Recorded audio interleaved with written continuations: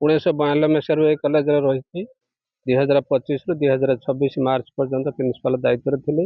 ଆଜି ହେଉଛି ମୋର ଶେଷ ଦିନ।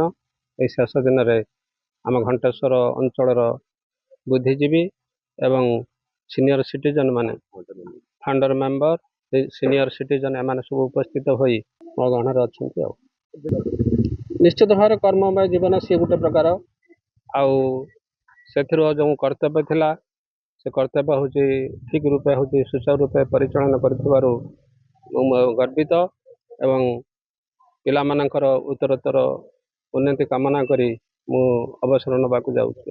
କହିବି ଆଜି ଯୋଉର ଆମର ଯେଉଁ ଅଛି ସିନିୟର ସିଟିଜେନ୍ ସଂଘର ମୁଁ ଜଣେ ସଦସ୍ୟ ହେଇଛି।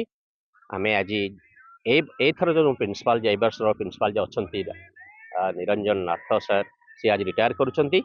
ଆମେ ତାଙ୍କୁ ଆଜି ଅବସର ଦେବା ପାଇଁ ଆମର ଏ କଲେଜର ଫାଉଣ୍ଡର ମେମ୍ବର୍ସ, ଏ କଲେଜର ଯେଉଁମାନେ ହେଉଛନ୍ତି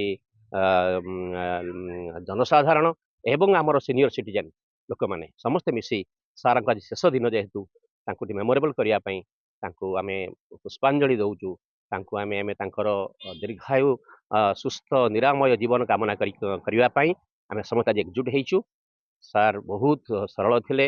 ଏ କଲେଜକୁ ଅଳ୍ପ ଦିନ ପ୍ରିନ୍ସିପାଲ ଥିଲାବେଳେ ଆଗରୁ ତ ଫାଷ୍ଟରୁ ଜଏନ୍ କରିଥିଲେ। ସେ ପ୍ରିନ୍ସିପାଲ ଯେଉଁ ଗୋଟେ ବର୍ଷ ରହିଲେ ତା ଭିତରେ ବହୁତ କିଛି ଗୁଡ଼ା ଅସମ୍ଭବ କାମ ସେ କରିଛନ୍ତି।